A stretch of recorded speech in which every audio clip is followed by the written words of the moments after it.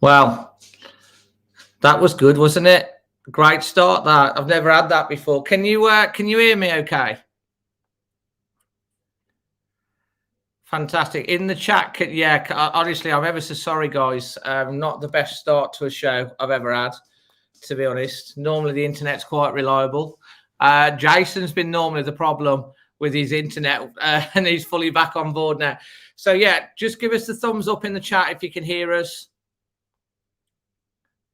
In the chat on the side, Lucy Golden Girl, the ducks are up, thumbs up, happy days. 2 minutes in, Blamestorm, frankly. Andrew, that's what we're going to do. Right, let's reset. We'll start it, and this will be the start of the podcast. Good evening, everyone, and welcome to Extra Time Show. This is the show where we talk about the game that's just gone, and we look ahead to the games coming up. Of course, Wolves on a great run at the moment. We had a fantastic win away against Tottenham at the Tottenham Hotspur Stadium, 2-0 after that defeat to Arsenal, who celebrated like they'd won the Champions League. And Wolves then followed that up with that win against Tottenham. It was a big, big test. Wolves needed to get a result to keep the pressure on the teams around them and above them in the league table in that chase for European football, and whisper it, even the chase for Champions League football. You have to say Wolves are in the mix. It might be unlikely, more likely that we'll finish in another European spot, but we're in the mix. And by winning that game against Leicester, it was a massive, massive step forward.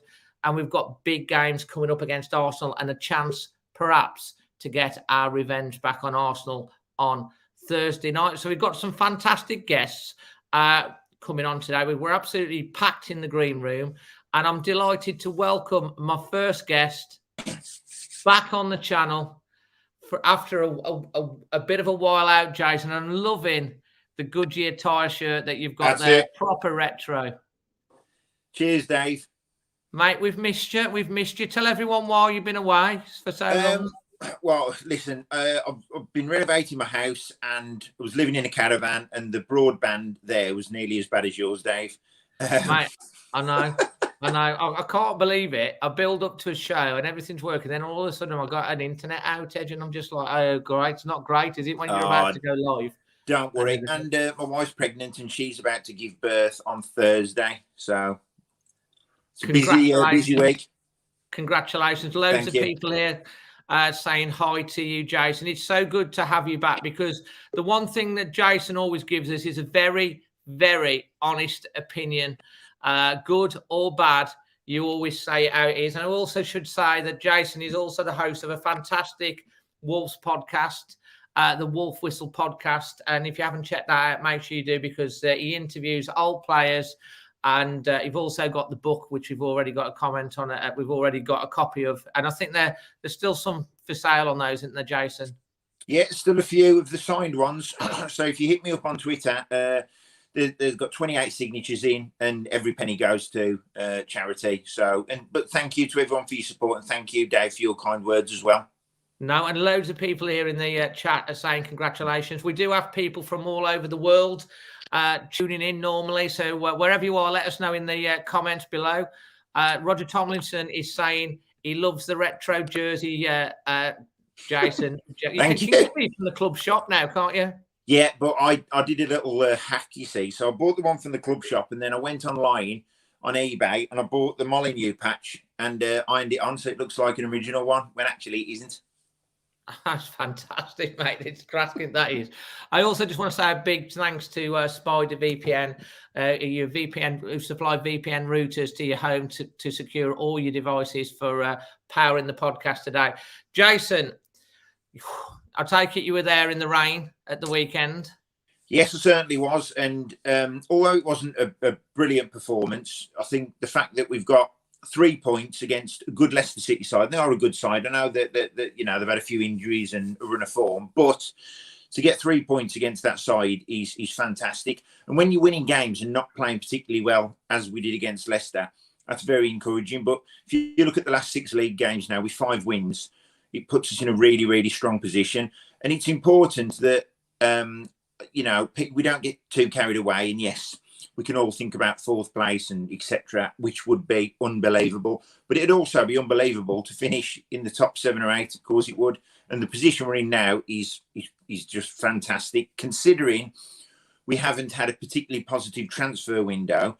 And you look at Neto's back now. Now that's like a new signing, Dave. You know, so oh mate, I'll tell you what, he had us off our feet for the short cameo that he did, that run that he did at the end as well. I don't think he quite realised that he maybe could have hit it earlier because there's no one near the goal, and he literally tried to run it past everyone and then just skew-whiffed it at the end, didn't he?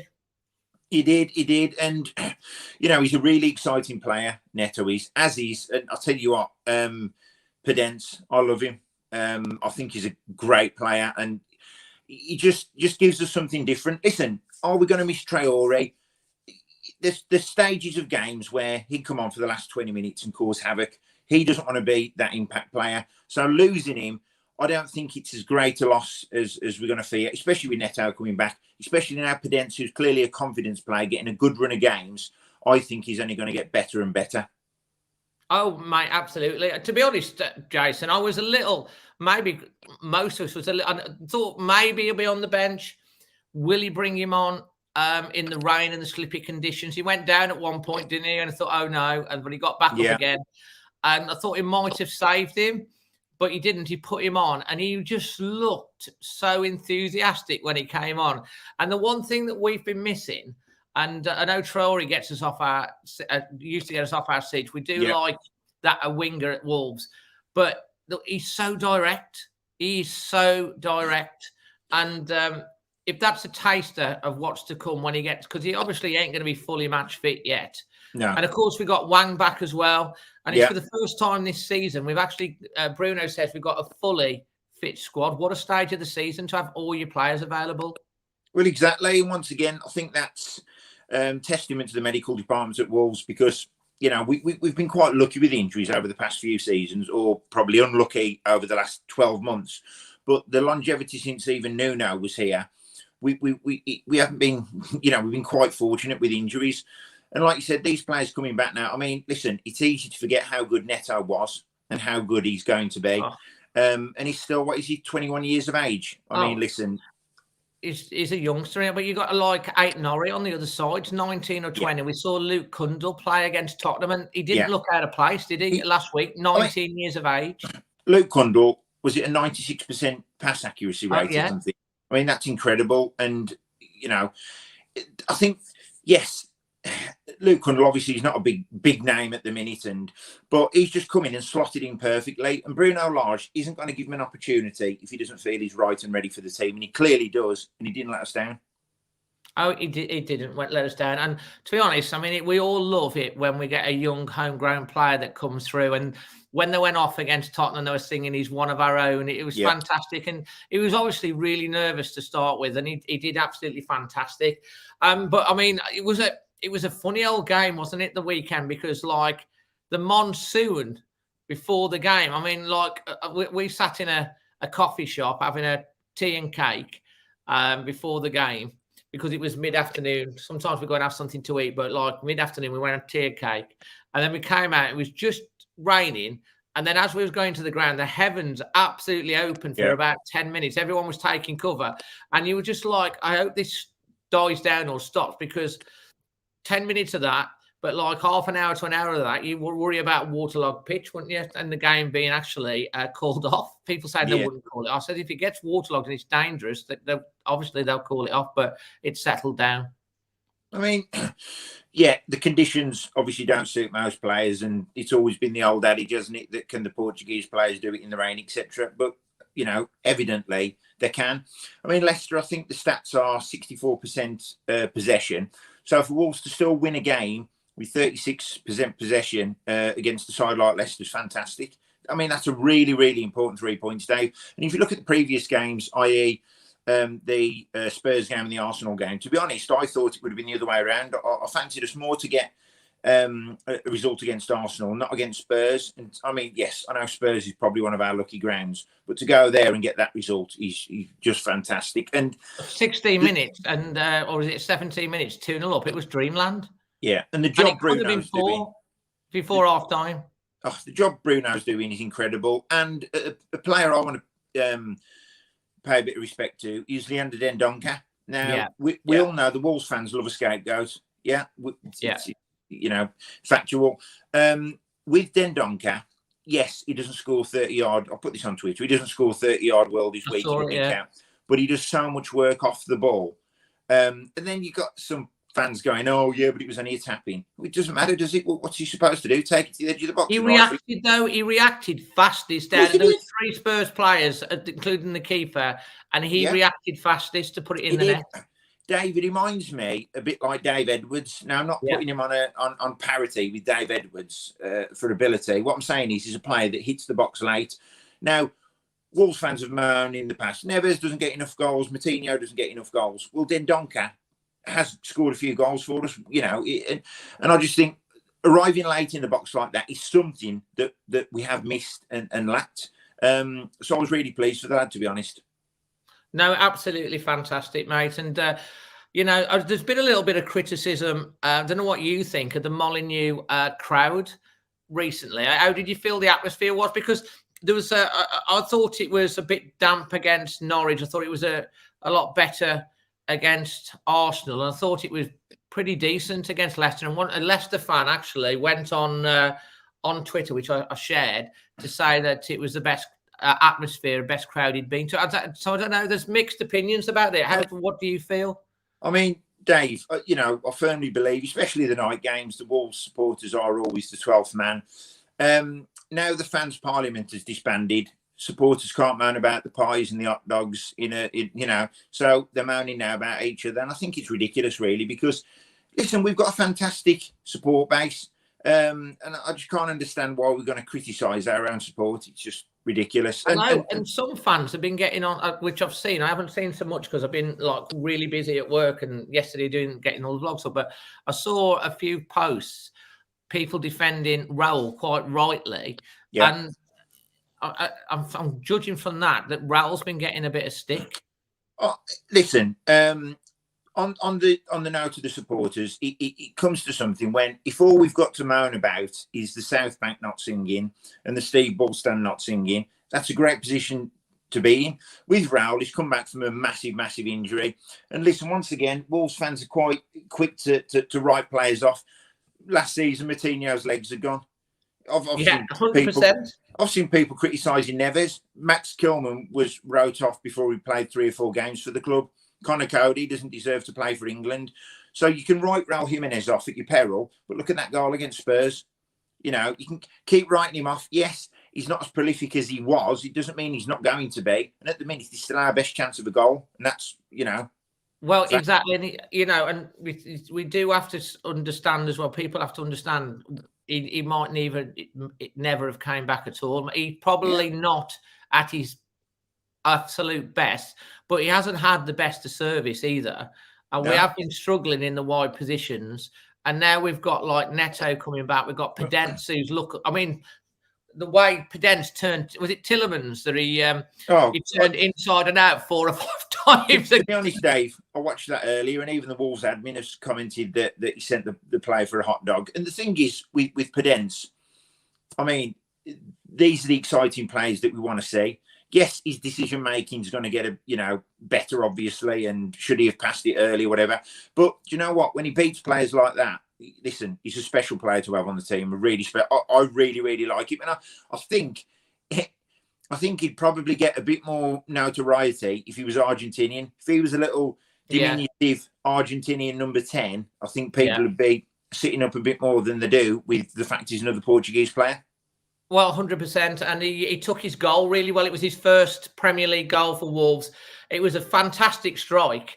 I know Schmeichel then tried to moan that Raul was running in his way, and it goes to VAR. And over the years since we've been in the Premier League, how many times have Leicester got away with it with a VAR? And they thought, oh no, not again. But it was given. It was such a clean strike. I mean, it's right in line with where I was, and it went right in the corner. It was to be honest, it came, and we have to be honest. It was against the run of play at the time, I thought, because Leicester were very good at the start of the second half. Completely. And Leicester scored just before half time, obviously, which is the best time to score. Yeah. And I mean, yes, the fact that Raul was possibly in the way, we've seen him not given. And I was expecting it not to be given, yet it was. And then you've got Neves' goal. I mean, the way he passed that into the net, the way he did, it's so easy as well when a ball comes back to you to absolutely you want to hammer it, you do. And the fact that he's picked his spot so with such composure, he's just testament to what a great player Neves is as well. Absolutely. Well, what I want to ask you as well, because we always do on the thing, is we're going to look at what your performance rating is, and then as a pundit, you get to what we do each week now is we get to nominate our man of the match, and at the end of the show, all the people's vote in the end, whatever our nominations, they get to vote off our nominations on their man of the match. And I've also want to come on once you've given that another question, which I want to ask you before we finish. On your feeling regarding to this season and the rest of the season. So, Jason, what would you give it as a performance rating? I'd say performance rating, I'd say 7. Obviously there was a bit of room for improvement. We didn't have much possession as much as we'd liked, but we made it count. So for that, I'm going to give it 7 out of 10. 7 out of 10. And who are you going to nominate as your man of the match for the Leicester game? I'm going to give it to, for me, it would have either been between Ruben Neves and Daniel PODENCE. So I'm going to give it to PODENCE. Just think he's a really tricky little player. And I think we've got so much more to come from him. And like I said earlier, he's one of them players, he's a confidence player. He needs to run games in the team. Players like that, they can't just play a game and then have 2 games off and then get the way back into the team. It doesn't work like that. They need to play run games for confidence. So I can only see that player getting better and better, providing they stick with him. He seems to be a player of very much a confidence at the moment. You see how because he's got such a low. I mean, he's been compared to likewise to Eden Hazard, hasn't he? Yeah. Wolves' version of Eden Hazard, because he's got such a low center of gravity, and he turns and he I don't know. He's just got a bit of something about him, and he gives us a different dimension to every other player on the pitch. Oh, 100%. And it just surprises me really why I think we got him from Olympiacos. It just surprises me that he hasn't had a better career for his age. But listen, how old is he now? I think he's either 26 or 28. Am I wrong? It could be 26, I think. Yeah. Listen, everyone else's losses are gains. So I think we've got a really special player there. And I know, mate, and just think of all these players 10, 15 years down the time and that you're going to have rolling up onto your podcast and all the stories we're going to be having from this era. That'd be fantastic. Well, that's why I'm going to sharpen up on my Portuguese. So, absolutely. The Wolf Whistle will be back, by the way. Obviously, we've had a break because of my personal circumstances, but we'll be back and we've got loads of former players lined up. And I'm looking forward to a new version of my Wolves 11, and I know that you're going to come on that, and could be very interesting with your association with the All Stars to hear what your all-time Wolves 11 will be. We'll do that at some point coming soon. And Jason, obviously, where we're at in the season now, Wolves sitting in 7th place. Obviously, we had that start. We've ticked off United. We played off the park early season. We've ticked off Tottenham, and now we've ticked off Leicester. Those were the first 3 games of the season that we could have had an extra anything between 3 to 9 points from those games. Dave, exactly that. The first 3 games of the season that we lost, we actually played really, really well. And even if we took 2 victories from that, we'd be in a completely different position now. Maybe if we're sitting in 4th or 5th now, maybe that's a bit of a false picture. But I think where we are, we need to be happy with. We've still got so much to play for, so much to fight for. I just hope the supporters don't get too carried away with the expectation levels. And it's not saying, oh, we was in League One 8 years ago and all that rubbish. I just think let's just enjoy it as well. It's easy to be in the moment of something and get carried away. And, I just think we need to enjoy it because it's special times. It very much is, and this is only just the first 6 months of the Bruno Lage era. Well, the first, just over 6 months of the Bruno Lage era, and he, there's so much more to come, as you say. But looking ahead to Arsenal and West Ham, and also those European places, what are your thoughts ahead of those games? Just to finish off on. I mean, Arsenal and West Ham, I think obviously there's no easy games in the Premier League. I'm hoping that being as Arsenal celebrated like it was an FA Cup final, that we're going to do the same there. And listen, if we get 4 points from those two games, that would be fantastic. That's maybe a bit of a big ask. But I think if we can get one over Arsenal and get a draw, against West Ham, I think that would be unbelievable and keep us in a really, really strong position. Absolutely. And like I said, if we got 7 out of 9 points from these three fixtures, that would be a fantastic return. We do love London, though. We've got such a great record in London. And I do think the players are going to be so motivated after the way Arsenal celebrated. And I said at the last podcast last week, it's a sign of how far we've come as a team that the likes of Arsenal are celebrating like that, have beaten us. Yeah, exactly that. Dave, listen, I can't wax lyrical enough about this team and this squad of players. And like I said, when Nuno left, I got pushed, whatever. I was quite upset by it, and then a shock of it, really, wasn't it? More than anything, he didn't see it coming. And then Bruno come in, and I never expected this. And I'll go on record now and saying I think Bruno is a better manager than Nuno. I think what he's done with this squad of players, and he hasn't really made many of his own signings. I think what he's done with this squad is absolutely fantastic. So if he's got a bit of money to chuck around at the end of the season, how far we could actually go without getting carried away. Absolutely, mate. I think he's done brilliant. And we said at the time it could either go one or two ways with that decision. And it looks like they've called it exactly right. And he's taken us hopefully to the next step. And I'm confident we can get European football, which sort of, whether it's Conference League, Europa League, or God forbid, can you imagine Champions League? But if we get 6 points out the next two games, you've got to say Wolves are in there. Wolves are in contention for it. And what I wouldn't want though, Dave, is Wolves now to be creeping up the table to fifth and even touch upon fourth, and then to slip out into fifth and sixth again. And then the Wolves fans to be an absolute meltdown. We chucked it away. We finished top half this season from where we started. Yeah. On his first season. Yeah. That would be amazing. And we haven't invested that much. I do feel that Wolves will go again in the summer. I think there will be investment in the summer. I think it's the time's right, but we'll have to wait and see on that. Jason, absolutely brilliant to have you back. I'm glad. I know you've been away for a long time because it's been difficult with your internet and everything, mate. And hopefully you'll be able to come on more often now, because I always love having thank you for having me on, Dave, and keep up the great work, because I hear so many positive comments on the work that you do. So keep it up. And you, man, exactly the same. And you do a lot of great work for your charities. I look forward to your next event as well, mate. Brilliant. Thanks, Dave. Cheers, Jace. Cheers, man. So that's Jason. Great to have him back. Backstage currently, we've got Thomas, Matt, and Charlotte. We're making a debut. Along also, we'll be having Paul Mansell, friend of the show. But next up, my good buddy, Manny. How you doing, mate? Hi, how you doing, Dave? How's everybody this evening? Oh, mate. I think, to be honest, feeling a lot sunnier than the weather.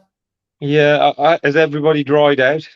Man, it was so wet, and you have to say that everyone got wet, but the Gene Kelly stand or the Graham Hughes stand, they with their ponchos on and stuff like that all the way through the game, absolutely fantastic. It's good to have that stand back, actually.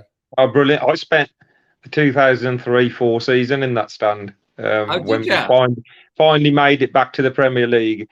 After 19 years, that was my stand. So we had a lot of wet moments, and we got pummeled a few times as well, didn't we, in that season? But saw some good performance. Actually, a very good view from that corner. Actually, it is, isn't it? Yeah, it is, because it's right on the corner flag and everything. Obviously, they had to basically rebuild it because of the building. There was issues and stuff like that, so it took a little while to get it up to up the capacity. I think there was 31,462. I think that's just capacity at the weekend, wasn't it? No, it's cracking. The crowd, the crowds will always come. I mean, it's the best position we've been in for 4 decades. So if you ain't gonna come now, you're never gonna come. So exactly. And what was your take on the game? the game was, this is we're coming into March. Only thing that matters, the only thing that matters is 3 points. Nothing else matters. Believe it or not, nothing else.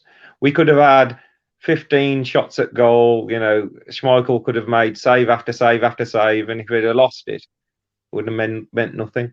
So, the most important thing is getting the 3 points. I know when you've seen teams that have finished in the top 4 in previous seasons, they just know how to win. Even Liverpool and Man City will have games where they don't play that well, but they'll grind out a win. They'll get the right goal. They'll defend well. And, if that's what Wolves need to do, and that's how they need to play, and it's backs to the walls, and things aren't going for them, and the opposition are playing well, but they still come out with a win, that is a real good trait to have. It's a kind of a trait that Wolves teams of the, near past and going back a few years didn't used to have. It's kind of game we would lose. It would be a drab, dour day where we were dominated by the opposition. Game we would lose, Manny. And Robert Fletcher says if we get Europe this season, which hopefully we will do, for him, Bruno is manager this season. And to be honest, that's not that you don't have to win the league to be the best manager. I don't think. At the start of the season, they had a poll, the Premier League did, on who was the best manager in the league, and Bruno Lage was bottom. Is that right? Yeah, he was 0%. So there was no votes for him. He was bottom. So lots of pundits were tagging Wolves to maybe flirt with relegation because Bruno Lage, let's be honest, was a bit of an unknown. Bit like Nuno, bit of an unknown. Even to us, it was a little bit of an unknown. And what he's actually done, right? And I say about forget the signings, forget whether he's had money to spend or not. If you go through individually our players, virtually every single player is better, so much better. Not just from last season, from previous seasons as well. They've learnt so much more. Aït-Nouri and Semedo were a little bit iffy defensively. Nobody gets past them generally this season. The three, it's so improved, especially Semedo. He's so much better this year. They just know positionally where to be, how to get the ball, how to distribute it, how not to lose it, and the back three do the same thing. The goalkeeper's just out of this world. The moment of the game was that punch. When he came out full pelt and Schmeichel's going head to head. I'm in line with that. I'm right in line. Right, yeah. I was right in line with the PODENCE shimmy as well. I fell down twice when he did that. I was right in line, Dave. We are right behind it. So when he went, we went this way, and it was like, honestly, it was so.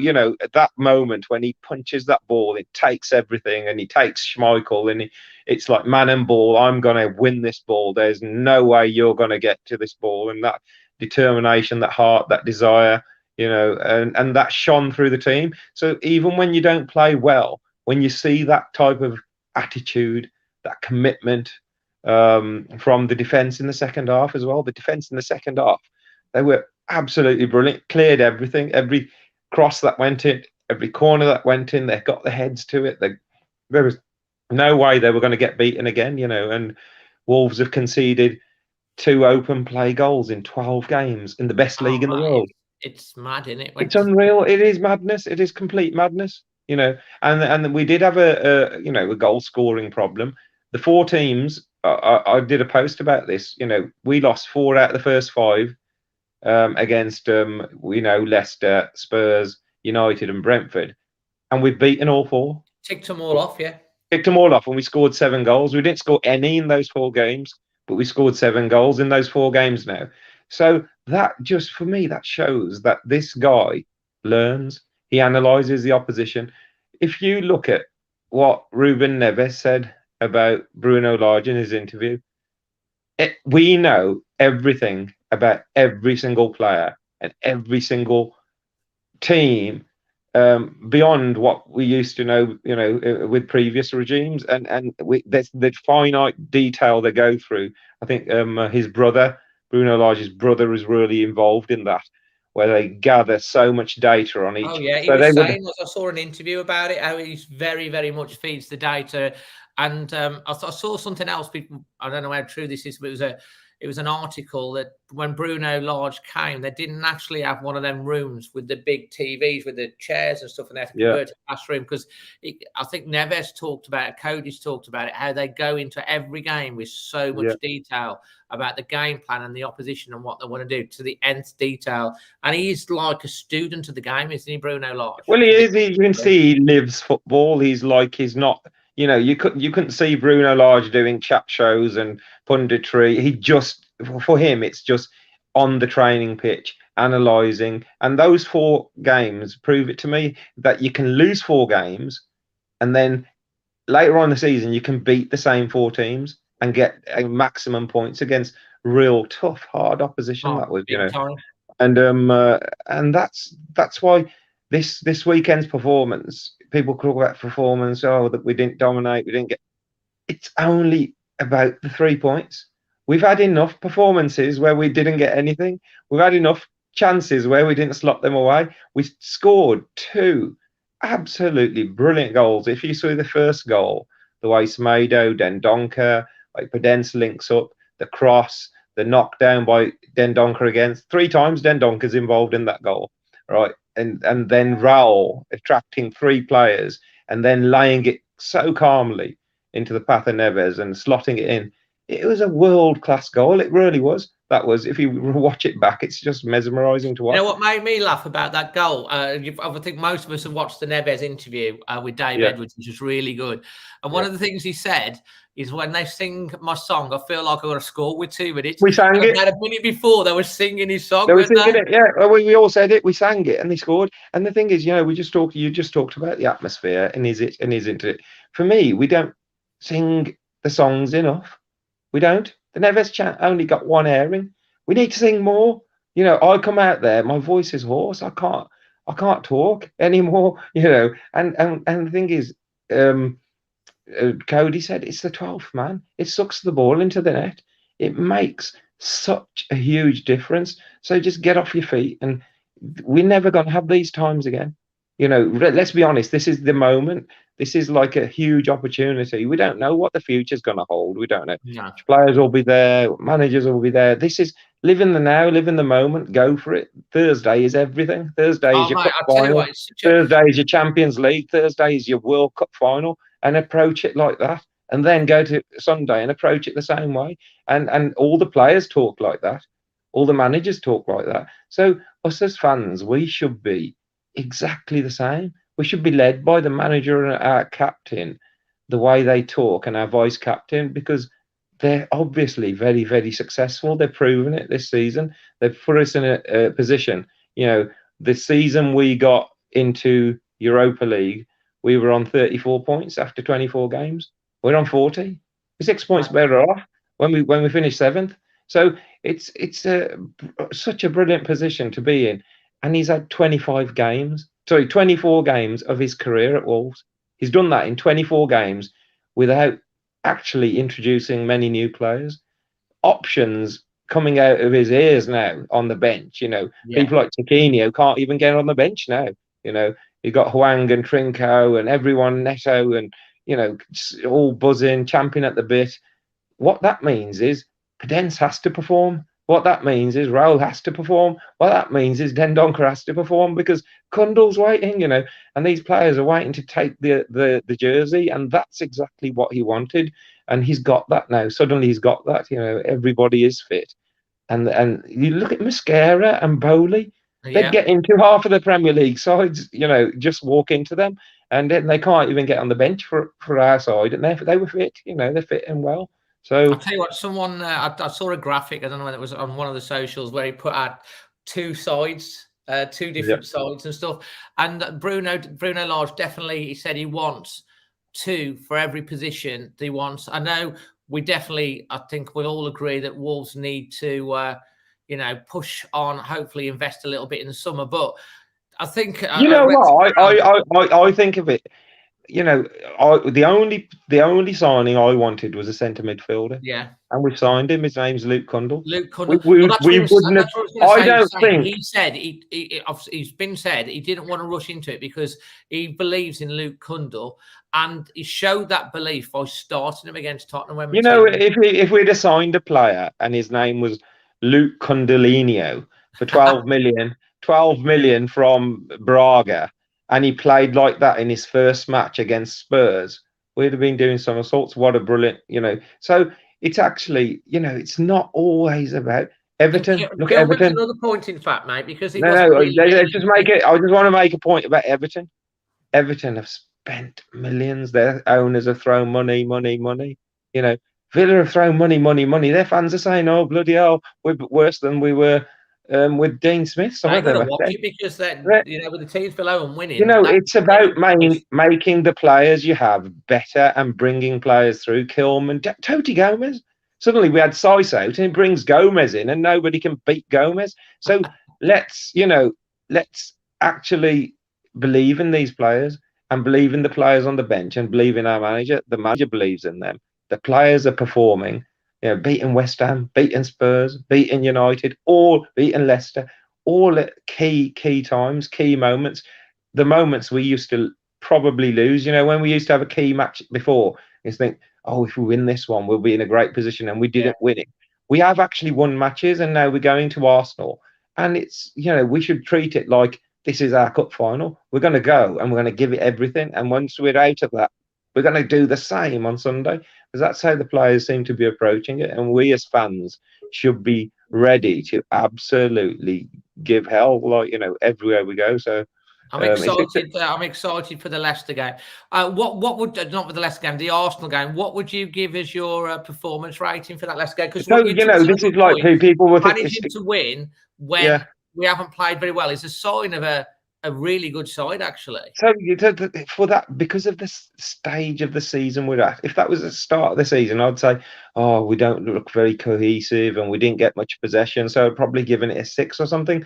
But because it's so key right now, and it was so much about getting the 3 points, that's an 8 out of 10 for me, because we got what we went for. I gave it that an 8. Actually. We got what we went for. We scored 2 of our best goals this season, and we got 3 points out of a sort of a must-win game. So that is right up there for me, and I enjoyed that. I enjoyed the backs to the wall. I enjoyed the defending. I enjoyed the real hard tenacity. I enjoyed Bruno saying, actually, we need another person up front, and he threw Hwang on. He was brave. It's easy to say, oh, we need to maybe protect a point here, but we didn't. He took midfielder off. And then he threw, and then he had, in a way, he had no reason to throw Neto at that time. He hadn't even kicked a ball. I wasn't expecting Neto to start. He was brave enough, and he threw him on, and he excited everyone. And you could see the crowd lift, and that's what we, that's what we need, and we got all that coming now at the business end of the season. Arsenal ain't going to be easy. Of course, it ain't going to be easy. It's going to be a tough game at their place. There's going to be. I think there's going to be more expectancy on from the Arsenal fans on them after the run they've been on than us. But I've got a feeling about Thursday. I've got a really good feeling that we can go there and we can get the points, and that would really throw the cat amongst the pigeons. Cat amongst the pigeons is already there. It's already there, right here, right now. Wolves are good enough to mix it with these teams. After Man City and Liverpool and Chelsea on their day, everybody else is beatable because, like I said, West Ham, we beat them. Spurs, we beat them. United, we beat these teams, and we beat them comfortably. We went to United, remember? Yeah. And that was a comfortable win. We went to Spurs. We'd won the match after 16 minutes. West Ham didn't get a kick at home against us. Didn't get a kick, and we beat them. So we're beating those sides. So why not believe? Why not say that we're going to actually bloody do it? And don't say, oh, I'll be happy with 7th or 8th. This is a really special time to be a Wolves fan. Let's give it everything. And I'm not saying if we don't do it, oh, we failed. I want to go in and we've given it absolutely everything on and off the pitch. And if we've done that, then I think we're going to finish. Yeah, we can't ask for any more, but I think we'll finish in a real special position, and nothing. What's your gut saying, Manny? Oh, I think we'll get second. No, not really. No, that's right through everybody. No, maybe next season. I think we'll finish in the top 6. Yeah, personally, that's kind of where my gut is somewhere. And if we finish in the top 6, right, it will be one of the greatest seasons in almost in our history. From sacking a manager, from the doldrums of who we're going to sign, losing a couple of players. We've lost our keeper. Who we're going to bring in? Who the hell's Jose Sarr? Bruno Lage? What the hell is he? Jose Sarr in between the sticks now in the Premier League. There you go. And then so to have an achievement where you're possibly going to be top 6 from that position, Bruno Lage, bloody hell, Bruno Lage, he's one of the greatest achievements in the Premier League. That would be, and we've got some real special players. We might not have the depth of squad as some of the the likes of Tottenham and Arsenal and United and some of the world's superstars, so to speak. Let me tell you, Dave. Got a team. You know what?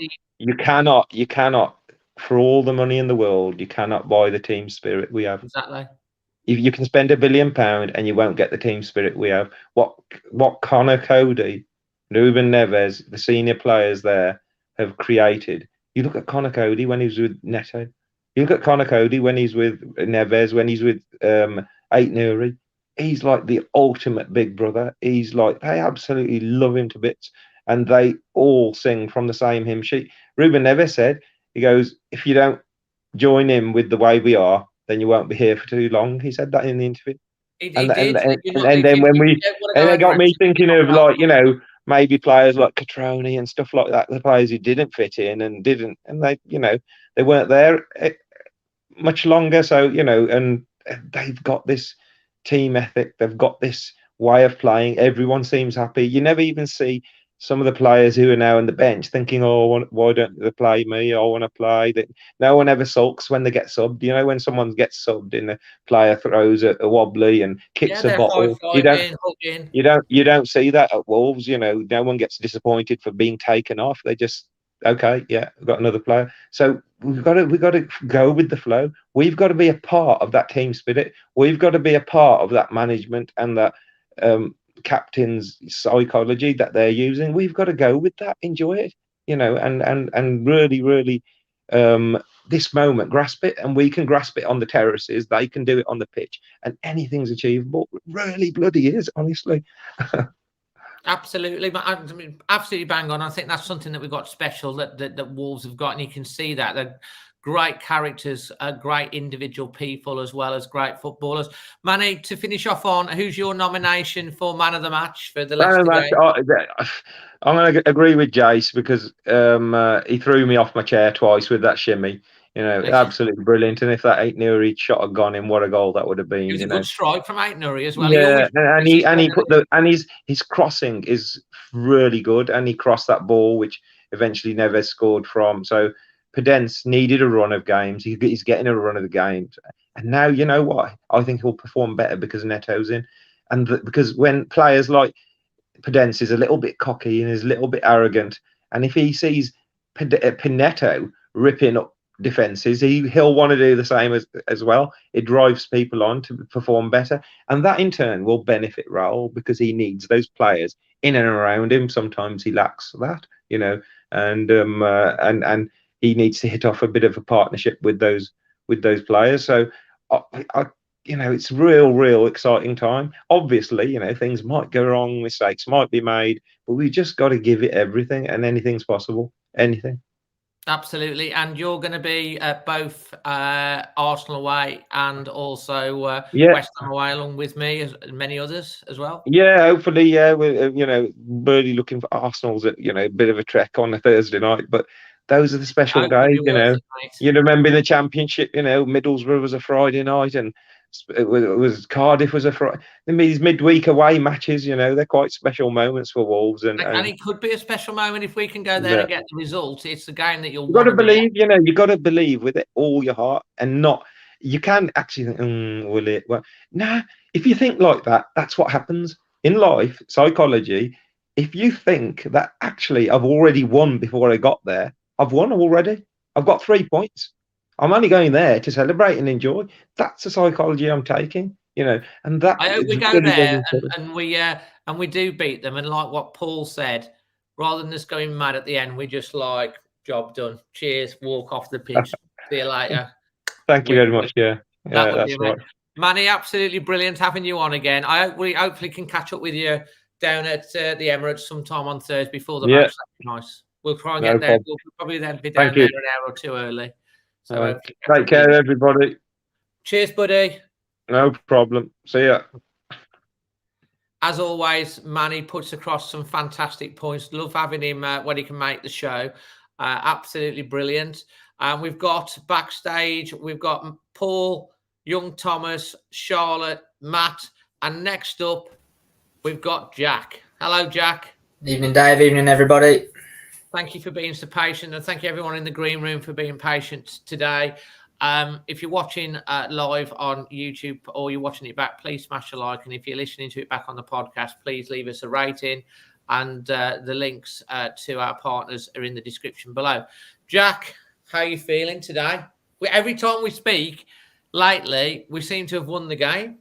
We're on a really good run, aren't we? And I think that's probably what carried us through yesterday, to be honest, because I'm going to put it out there before we start. I thought Leicester were the better team. Yeah. And I've got no issues with admitting that. Yeah. But what carried us through was our confidence, momentum. We had to dig it out. We had to grind it out, dig in. And we'd managed to do that. If we'd have gone into that on the back of, say, 1 win in 6, we'd have probably lost that game. Because we were on 4 wins out of 5 or whatever it was, the players have got that feeling. They got that confidence coursing through their veins. They knew exactly in those key moments what to do, how to get us over the line. And it was a really positive sort of result for me, because when we've played well this season, we've not always got the results we've deserved. So to get a result yesterday where we weren't at our best, you've got to take the encouragement from that. You can pick the performance apart if you want to and say, this wasn't good enough, this wasn't good enough, we need to do better here, which is what the analysts will do and Bruno will do with the players. But as fans, when you don't play well and you win, you've just got to accept it and put the points in your pocket and move on. Well, mate, this is exactly it, because you can't play. No team very rarely can play well, or they have an off day, even every so often. And you're right. And I said at the end of in my instant reaction straight after the game, that probably on the whole, Leicester probably were the better side on the day, but we were the better side against Leicester in the first match. In fact, we were more dominant, if anything, than Leicester in the first game, and didn't win. So it's kind of a little bit of karma in some ways that, maybe they had the better of it. We got, had a few scrambled clearances. Their goal that they took, it was coming, and probably at half time you'd say 1-1 is a fair scoreline for half time. Then the first 15, 20 minutes of the second half, they were virtually camped in our half, and we were struggling to get anything together. And then up pops the mighty atom, Daniel PODENCE, with an absolutely, power blaster of a rocket shot along the ground, sliding along off the slippery, rained, sodden grass straight into the back of Schmeichel's net. And then after that, I thought, we grew in confidence. Leicester still had a few, but they never really hurt us much after that point, did they? No, they didn't. No, and I think their confidence level is probably a lot lower than what ours is at the minute because of their league form. And you could kind of tell when it went to 2-1, their heads went, and Schmeichel was coming out and moaning at the referee and moaning at everybody about, looking for excuses. And it's kind of that thing, isn't it? When you're in a bad run, everything seems to go against you. And Leicester must have felt that as well yesterday. We had 3 shots on target all game, and we'd scored 2 of them, and we were 2-1 up, and they're probably thinking, what's going on here? Whereas, like you say, with us, it was kind of those key pivotal moments in the game. We got the early goal. We weathered the storm at the start of the second half. We got the substitution bang on, bringing the extra forward on in Wang. And we got the second goal for 2-1. And we saw the game out. Those really key moments in the game, we were on top and we got them right. And that's probably why we won the game more than our good play or anything like that. It was just those big key moments in the game we got right. And that's the sign of a good team. Absolutely, and also, I don't know whether you think I've noticed that Bruno's making his substitutions earlier than he did early part of the season. He left it quite late a lot of the time, but now he seems to be a little bit more decisive in making the substitutions. Yeah, and I think we've seen Bruno grow as a manager, haven't we, this season? You know, we forget sometimes how sort of fresh he is into his managerial career. He had 18 months at Benfica, and the rest of his career he's been an assistant, or he's been sort of the first team coach, or he's been working in academy level. So, you know, he came into the Premier League, didn't he, on the back of maybe 50, 60 games as a senior manager. Might not even have been that, actually, but as the season's gone on, he's grown, hasn't he? He's become more confident, particularly sort of with the media. He started to have jokes with them, hasn't he? And sort of a bit of banter with certain reporters. And, you know, he's made some quite witty comments about certain things, hasn't he? And you can see him growing and becoming more confident. He's got his team around him, hasn't he? I know his brother plays a big part in that, in terms of that squad that he's got of staff. Tony Roberts is fantastic. Tony Roberts cannot be understated on the work that he does with the keeping and the set pieces and the defence. He's a key. I think he's been quite a key part of that. And, you know, he come in. I think is he still involved with the Welsh squad international team? I'm not sure. He is. Yeah, he sort of does. When we have the international breaks, he goes away and does that, doesn't he? And I think our under-23 goalkeeper steps up and goalkeeping coach steps up and works with the first team while he's away. So it kind of works for him in both senses, doesn't it? You know, there seems to be a very united team, a staff team, off the field, as well as obviously, I think Ruben Neves in his interview said it's the most special dressing room he's ever been in. Like, yeah, and you played at Porto. You can see that, can't you? You can really see that come across in some games and in certain parts of games as well. That team spirit, you see the way that they sort of embraced Kundal on his debut last weekend. You know, before the game, they were all there cajoling him. At the end of the game, they were congratulating him. They've sort of embraced him into that dressing room culture. And you can see in the interviews as well, the dressing room. There was the interview with Cody and Neto the other day. I don't know if you saw it. I think it was Sky Sports did it, didn't they? And just the affection they've got for each other. I mean, that's not artificial. That's genuine camaraderie. And you can't put a price on that. Like Manny said before, you know, you can spend as much money as you want on any players in the world, but if they don't buy into your dressing room culture, they're not going to last very long and they're not going to be successful. Whereas what we've got is the exact opposite. We've got players that, you know, don't leap out as you know, great signings or fantastic players on paper, but they come into the dressing room, they have a role to play, they do it, they take part in the squad and they contribute and they're better players for it. And I'll tell you what, this strikes me at this stage of the season of a team that has belief in one another, and I think they believe they can do something special. I know we got knocked out the FA Cup, which was disappointing. That was probably one of the low points of the season.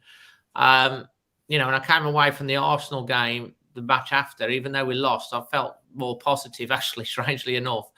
And then we followed it up with the win at Tottenham and Leicester.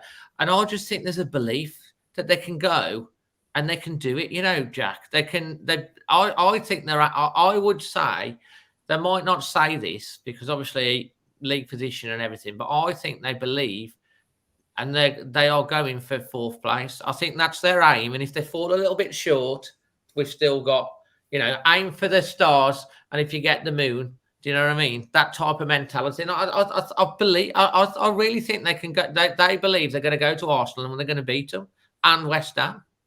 Yeah, no, absolutely. And I think that's the way you've got to do it. You've got to kind of say, right, what's the absolute maximum we can get out of this group of players as individuals, as a squad, and let's go and do it. You know, don't kind of say, oh, well, you know, what you don't want is to be, after that Liverpool game on the last day of the season, for us to end up wherever we finish and to go, oh, if only we'd have done this, or if only we'd have, you know, you don't want that. You don't want any regrets. You don't want anything to be going, what if? Put absolutely everything out on the pitch and see what happens, because fourth place is so achievable. It really, really is. It's you know what? The Premier League, they're like the final third of the season. It's so exciting because obviously you got, you know, Liverpool and City, you know, after the results of the weekend, you know, they're going to shoot it out for the title. And then Chelsea, you think, are going to finish third unless they have a drop off. And then you've got down from fourth to eighth, any one of those teams can finish in any of one of those positions for the Champions League, Europa League, or Europa Conference League. And then you look anywhere up from bottom up to about the bottom 7 or 8, and then there's any one of those could go down as well. It's so exciting, the Premier League this season. There's all to play for all over the pitch. It's probably the likes of Crystal Palace and in the middle are kind of like, going to chunter along till the end of the season. But everyone else, there's something to play for pretty much. Yeah, no, and that's why it's such a great league, isn't it? Because there's so many stories, and there's teams like Everton who are right down in the relegation scrap now, aren't they? And I think Brentford are dropping like a stone. They looked, Christmas time, you thought they're going to be comfortable mid-table, but all of a sudden they can't buy a win for love nor money. And then you've got, Man United, all their issues in their dressing room. Tottenham are very, very inconsistent. West Ham seem to just be running out of steam a little bit at the wrong time, don't they? Plus they've got Europe starting again soon, which will add to the pressure on their squad. We've just kind of sailed along. There's no choppy waters around our boat, is there? Everyone else seems to be, in danger of capsizing at any moment, whereas we're just kind of like, just carry on. Next game comes, we win, move on. Next game, even when we lost to Arsenal the other week, it didn't rock the boat, did it? We kind of went, okay, you lick your wounds, you have a bit of a moan about their celebrations, but you just move on and you go and beat Tottenham 3 days later, don't you? And then you back it up yesterday against Leicester. I think that was the key to me, is that we've gone away and beat Tottenham. And I was saying before the game, we have got to back it up and beat Leicester. We can't go away to Tottenham and then not beat Leicester, by hook or by crook. And I felt there was a little bit of pressure on there. The players probably felt a little bit of pressure. And maybe that's why, and the weather conditions were not great. And Leicester, they played well against West Ham in the previous game, especially in the second half. So they did play well. And they was cutting through us a bit. But we had that, and then we found a way to win. And to me, the top teams find a way to get a result, and we did that. And if we can then back it up on Thursday night, next one game at a time, which I really believe we will. I believe that we're going to go to Arsenal and win. And apparently I've been invited onto AFTV this week, so that's going to be fun. Going to be, I will be saying that. But if I can do it, I've been invited on, so then look out for that. I'll let you guys know. But I think we can. I think we can do it, mate. And I'm so excited to see Pedro Neto come on, Wang getting fit. The options that he's got now at this stage of the season to be the strongest we've been all season, coming into that key period of the season, we don't want to get above ourselves, because at the end of the day it's Wolves and we all get excited, and then you know what happens. But sooner or later we are going to do something. We've been the nearly men a lot of times in the last 3 or 4 years since coming up. And it is an opportunity. And can they grasp it? Can they grasp it, Jack? I think they can, and I think they believe they can as well. I mean, I think, like we've said so many times this season on here, we've gone under the radar, but that suits us down to the ground, because as soon as Sky Sports, TalkSport, BBC start picking you out and going, they're good, aren't they? That's when the pressure starts to come on, and then that's when you kind of get those extra pressures from the outside. And what you want is the pressure to be coming from the inside. You want the manager and the captain to be driving the standard, not the pundits and the press. Forget them. It's your captain and your coach that lead the standards and tell you what they expect every single game. And that's exactly what we've got at the minute. We haven't got, Sky Sports doing half an hour analysis on every game that we do, like they do with Man United. We haven't got that. So all we've got is Bruno and Connor Cody saying, listen, lads, this is what we need to do today.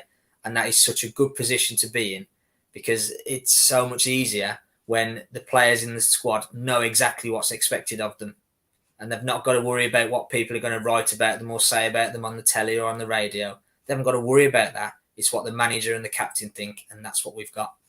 Absolutely. And that radar, mate, they've spotted us under that radar, and they've started actually including Wolves. What the frustrating thing, we've all been like, they talk about Europe and thinking, and we always left out the equation. They never mention us. They've started to drop us in. So if we do win these, get 4 points out the next 2, we can get the results, then they will start seriously talking about it. Jack, to finish off with your performance rating and your man of match. I was probably give it a 7.5. I mean, I thought there were some good things we did yesterday. Yeah, there were some things where obviously we'd need to improve, and we've kind of talked about that. But 7.5, the significance of the result, I think, probably pushes it up a mark, because it would have been easy with the weather conditions, with how well Leicester played, for us to just take a point and go, that's a decent point actually. But to go on and win the game, I think is really, really important. I think we can't underestimate how significant that result could be down the line. Man of the match, I'm going to have to agree with the 2 lads that have been on before. I think PODENCE was probably the big difference maker yesterday on a difficult afternoon, against a good side. Someone that can create something out of nowhere is absolutely invaluable. And you saw with the goal that we scored, the first goal, Neves, the cross that was sort of half cleared, came from PODENCE. And the second goal, obviously the finish from him as well was really, really good. And like we've said, he's a confidence player. And with all the things that have happened since he came to us about 18 months ago, he's now having a run in the team, and you're starting to see the benefit of that, because he's starting to feel at home, isn't he? I think when you speak to footballers and all this, they just want to feel at home, they want to feel loved, and they want to feel like they're making a contribution. And he probably hasn't felt that until now. And you can see suddenly we're getting an extra 10, 15% from PODENCE every single game. He's probably one of the first names on the team sheet right now, which is crazy when you think about the options we've got in the wide forward areas. You could play Wang, you could play It's Neto, hard I would say it's definitely hard for him to lose his shirt. We've got three big games in a short period. The squad's obviously going to be used, especially maybe on the wing back positions, up and down. Be interesting to see what happens. I think if Aitnor is fit and Semedo's fit on Thursday, he'll probably start with them, but then it'll be interesting to see what happens with West Ham. Mate, are you at Arsenal and West Ham? Yeah, I'm at both games. Yeah, looking forward to it. Yeah, absolutely. Of course, and I bet you Wolves got is it the FA Youth Cup coming up as well? Is it? Yeah, we got it on Saturday. So before You'll the probably West be Ham at that game, as well, won't you? Yeah, 1 p.m. down at Molineux. Yeah, so we should wish it's the quarterfinals of the FA Youth Cup, and we should wish the lads all the best for that. I've got a busy week because yesterday was at the match. Then I was at a regional meeting at Manchester. Tomorrow I'm at Oldham in Birmingham. Wednesday night I'm at Molineux again because I'm going to watch the England ladies play Germany. I'm taking my niece, who's a West Bromwich Albion fan, to Molineux. How's that happened? Yeah, because the other half of our family, they're all Baggies fans, you see. And she's a Baggies season ticket holder, so her mum and dad aren't the best. So we're taking it to Molineux tomorrow night. Yeah. We might just pop by the club shop as well at the same time. Can you imagine?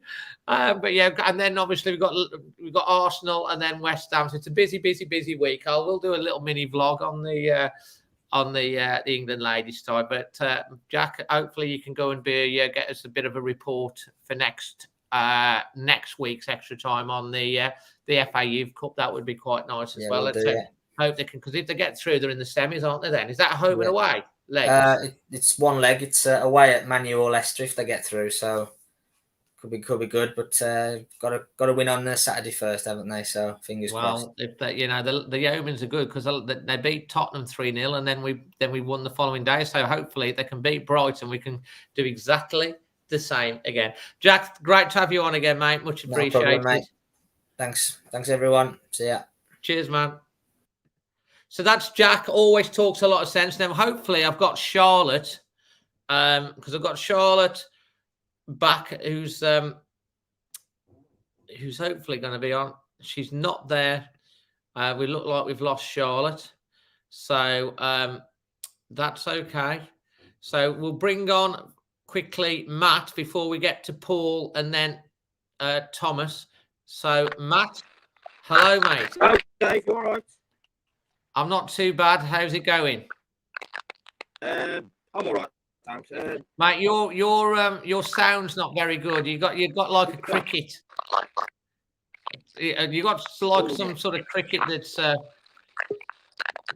eating away. We always seem to have problems with you. 1 minute. Let me go on. I'll tell you what, I'm going to go to Paul, and then we'll try you again. Paul, hello, mate. Hi, Dave. All right. Hi, everyone. Just before we get on to thing, I just wanted to say again, everyone, if you can support one of my partners, the Spider VPN, who power extra time, they've got a link below. They've sent me a router which connects to your phone, well, connects to your internet router, and it protects your privacy across all your devices in your house. So if you're watching any American Netflix or all of that stuff, it means that you can choose where in the world that you are and that type of thing. And I would also like to point out that currently one of my new partners, if I can find it, we've got a competition currently running to win a Daniel PODENCE signed frame shirt from Football Prizes. The link is in the description below. I will put the link up here as well. And basically, it ends on 7:30 on Wednesday. It's fully signed, framed, delivered, and authenticated by Football Prizes. And there's up to 99 entries maximum. I think even if there's only like 16 entries or 4 entries or whatever it is, they still do the draw. So if you want to get yourself into that, check out the link that I put in the comment and also in the description below. Let's hope. How do I get that out now? Once I put it on the screen, let me just. I'll just remove it there. There we go. We're back, Paul. It's the first time I've tried that and it worked, so that was cool. Paul, absolutely fantastic, mate. And you haven't had to go to Scouts today, have you? Or have you gone and come back? It's half term. It's half term, so I've been spared the pickup today. Did you get into trouble last week, Paul? Just about got away with it last week. Yeah, thanks for reminding me. Next time, I know we were that busy chatting away and nattering and everything. We almost like and I was like, "Oh, Paul, you need to go to Scouts to pick up your daughter." Fantastic. And are you? What games are you at this week? What games have I had? What games are you going to? Because I'm not sure you can make Arsenal or not, can you? I can't go to Arsenal. I'm teaching until 6, so Nightmare. I'll get home to watch it on TV. But I think it's on Amazon Prime, is it on, or something like that? It is, yeah, I believe so. So it's not often you miss, but obviously work can mess these things up and everything. But you're at West Ham. Are you at West Ham? Well, of course you're West Ham, because we're going together for West Ham. I can't wait for all the food and goodies and that your dad and your dad's lady does for us. I'm so excited about that. That's going to be a great day. And you'll be able to see Paul and his dad and is it Balak on the international fan after the game at West Ham. So that'd be great. I'm looking forward to that. Be a good day out, that will. Yeah, it was really interesting actually spending the journey down with you on the way to Brentford, because I've never spent the day with someone who's got a YouTube channel before, and it's really interesting to get an insight into all the content that you have to make and all the thinking that you have to do about it and what goes into it. So it makes me really appreciate all the time and effort that you put into it. I appreciate having spent the day with you. Yeah, well, there'll be more of that. So there's no escaping. You'll be on the vlog and the journey down and everything like that. I was up late last night and I've got to say, I must apologise, because my match vlog is one of the worst match vlogs I've ever done in some ways, because it was so wet. I'll explain to people why it's not turned out. It's still a good vlog because I got the goals and everything, but it was really cold and wet, and I was doing the obviously capturing all the day and everything, but half of the stuff that I captured in slow motion. So instead of it being like a 5-second clip or a 10-second clip that I uploaded to my computer, it turned into each clip was like a 4-minute clip. Like you got the start and it's slow motion and stuff, and because of the rain and stuff. So I was going through that, and then I've ended up putting both goals on twice. The PODENCE goal and the Neves goal on twice. The PODENCE scored before half time as well. Look, it was a bit all over the place, and I was really tired as well. and I didn't finish it until like about 1 a.m. in the morning. I've set it out, so I do apologise that it was a little bit out of sync, but it was still entertaining. And the rain, it's like never heard anything like it. Did you get drowned on the way walking in? Yeah, I'd brought my daughter to the match wearing a pair of trainers, and by the time we got to Asda, the trainers were that saturated. We had to go and buy her some wellies because I thought I can't let her sit through the match and get absolutely freezing, therefore not wanting to go to the matches again. So we had to buy her some emergency wellies from Asda before the match. Well, that's fantastic. It was a while because I put my boots on. Paul, we've got Shay, the Leicester City fan, Dave Leicester fan, were robbed. Should have been a pen in the second half. Well, all I've got to say to that, Shay, is that with respect, we've actually said on this channel tonight, we've actually said Leicester were the better team on the day. We've actually acknowledged that. And it's fair to say, I would say overall, probably Leicester were the better team overall. But I would also like to point out, in the last 5 games, Wolves have been robbed by VAR decisions. We absolutely battered you in the first match of the season, and we were much the better team, and it was a great goal from Vardy. So you've had more than your rub of the green in the recent 5 games. So I'm sorry, mate. This time it was our turn, maybe not to have the balance of play, but to win the game. And at the end of the day, we put the ball in the back of the net twice. And this time he wasn't able to disallow it by VAR, although Schmeichel did have a very good go. So with respect, mate, hopefully you take my point. But we have said, well played to Leicester. And, you have got the Europe to concentrate on now for the rest of the season. And hopefully you qualify for that, because you won't be in Europe next year if you don't. Paul, what are your thoughts on the game as a whole? I agree with a lot of the stuff that you've just said. Perhaps in the first half, we slightly shaded it. They still looked dangerous in the first half, but I think we played some really enterprising stuff. In the second half, they were definitely the stronger of the two, without really creating an absolute clear-cut golden opportunity. They had some decent attempts from around the edge of the box, but you never felt like at any point we're all over the place here. What I will say is that I think it's the most open we've seemed to be for quite a while at the back. And that's not a disgrace or anything, because our standards have been so high and Leicester played some really good stuff. But I do think he's got 1 or 2 things to consider for Arsenal on Thursday, because I know Tielemans' pass that set up Albrighton for the goal was a really good pass, but I think that was indicative of us being a little bit more open than what we have been. So that's just something for him to think about. Yeah, to be fair, we got away with a couple early doors in the first half before their equaliser. The ball bounced for us. Saul made that save, and it went right between 2 of their players. Correct. We were scrambling a little bit, and Leicester, we have said Leicester played really, really well. They were cutting through us at times, and they did play well. In the second half, they were on the front foot, but we got the goal against the run of play. But like we said, sometimes like good teams, those are the results that you get. How did you feel when Pedro Neto came on the pitch? Yeah, I was so happy, because during lockdown, like many fans, I'd often wander off and go and do the washing up when the match was on. It was like pulling teeth at watching some of the games. But watching him during lockdown was such a big plus. He was the spark, wasn't he? He was the energy. He was the drive. He was the skill. And I was so encouraged by his cameo. He looked really strong. He looked really quick. He looks ready, basically. I don't think he'll get chucked in at the deep end on Thursday. No. But would you rule it out completely on Sunday?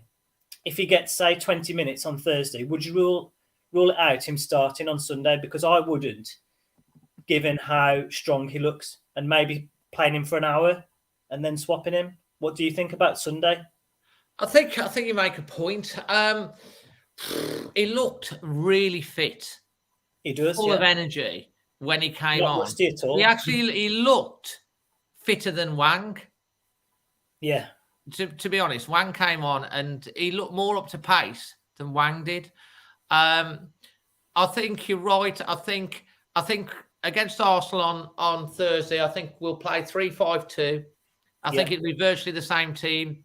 Turned over United with that formation. I think that's the reason why he stuck with that formation at home to start with against Leicester, because it had been so successful. I thought him changing to 3-4-3 during the second half was a very good move at the time that he did it. It was a good decision. It worked. But I think it'll be 3-5-2 against Arsenal. I think it'll be the same. I think you could see Neto coming on maybe before Wang, getting about 25, 30 minutes for both of them. And then, of course, you've got a game 2 days later. And if he's come through that, you could potentially see him starting. It might be a bit much for Raul to start all 3 of those games. You might see Fabio that might start for West Ham. And then bring Raul off. It's because you've got to be careful that these players don't break down. So it's a tough decision. But we've got Johnny Otto on the wing back. He could bring in Marcel's. We've got 3 wing backs available. We've got Hoover on the other side. Johnny Otto can play over that side as well. We've seen him do that in the past, haven't we? So the wing backs are key to how we play. The defence picks itself. Yeah, back 3, yeah. So I mean, we've been crying out for competition for places in a squad for a long time, and it's now got to the stage where there probably are 2 good players for each position, in some positions to a greater extent than others. And given that games are going to come thick and fast, I mean, we've got another Thursday, Sunday scenario, haven't we, in March, I think, with Watford and Everton. So I'm not in favour of complete rotation, because I don't think you change a winning formula unless you have to. But at the same time, like he did yesterday with the early substitutions, I'm in favour of these early changes when we've got quality on the bench. It's really hard as a player to make an impact in 10 minutes. But in half an hour, 25 minutes, you can really feel the rhythm of the game, get into it, and actually make more of an impact. So don't be surprised on Thursday, however the game's going, if changes are made around the hour mark, I think. Carl wants to know, would you play Kundal against Arsenal? I don't think that's a daft decision at all. Moutinho looked a bit off the pace yesterday. I don't think that's down to his age, because that hasn't been a factor all season. For me, he might have had a bit of a hangover from his injury. And also, I think he was being asked to do a lot yesterday. Being on the left of the midfield 3 in the centre, he was having to keep shifting out to try and deal with Ricardo. But also, Leicester were playing 3 in the middle. So he was having to almost do 2 jobs, and he ended up doing neither particularly well yesterday. So Kundal could come in maybe off the bench and play like that. He certainly didn't let us down at Tottenham, and nearly got himself a great assist with a through ball. So that would have been a brilliant assist. The thing is as well with Moutinho, I always think we lose a little bit of Moutinho when he gets booked, because he's such a terrier type of player. Kundal's very similar in that sort of mould. They're very similar. He's like, they're both 5'7". And I'll tell you what, if Kundal turns out to be football heaven, like what Moutinho is, half the football heaven. But Moutinho is a terrier. He goes in, and once he's picked that booking up, it just takes a little bit away from his game, I think. I thought it was good game management from Bruno, because obviously he didn't want him picking up a red, and it was slippy. One late tackle, he was going to get a yellow. I thought there might be a red at half-time, because there's so many yellow cards going out that I thought there might be a red for either team. Yeah. In the end, there wasn't. But, I think he'll start Moutinho against Arsenal. I just think he's going to start Moutinho against, unless he's got a knock. But if Kundal starts, we've seen that he can do a job. Yeah, I think we can trust any player that comes in. I don't think any player now, because the team is such a well-oiled unit, just slot in to the unit. They're not like a group of individuals. They're an actual team, and everyone knows their role. Everyone can contribute.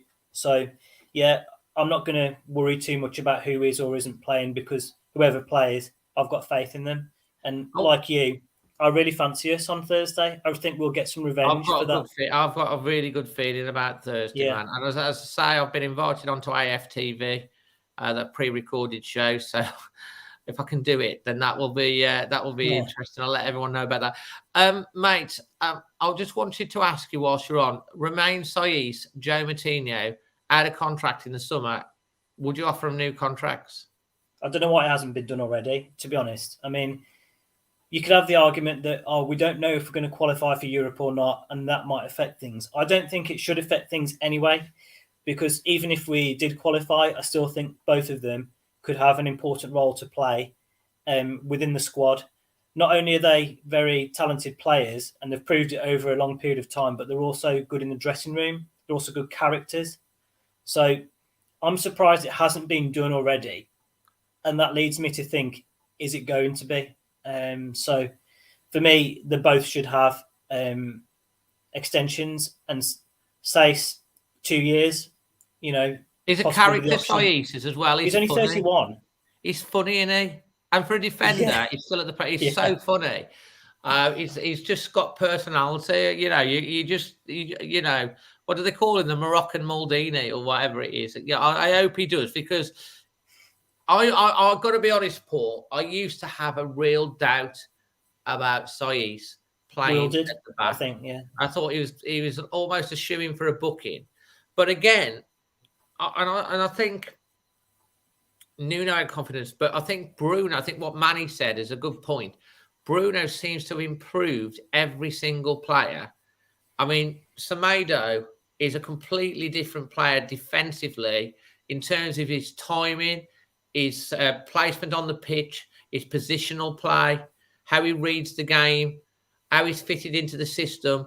And Saiss has improved again in the same sort of way, in the defence. And then Kilman, another example of that. He just looks at times is imperious. He does make the odd mistake, but he's also not frightened to go and on a run. I mean, it's been reported today that Chelsea are looking at making an offer for him in the summer.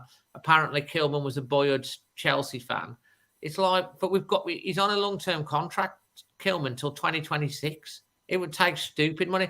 And if he's going to get into the England setup, his value's only going to go up. They might try, but I don't think you can. If we get into Europe, especially, the likes of Neves, Kilman, they're not players that you want to be selling for any money, really. Yeah.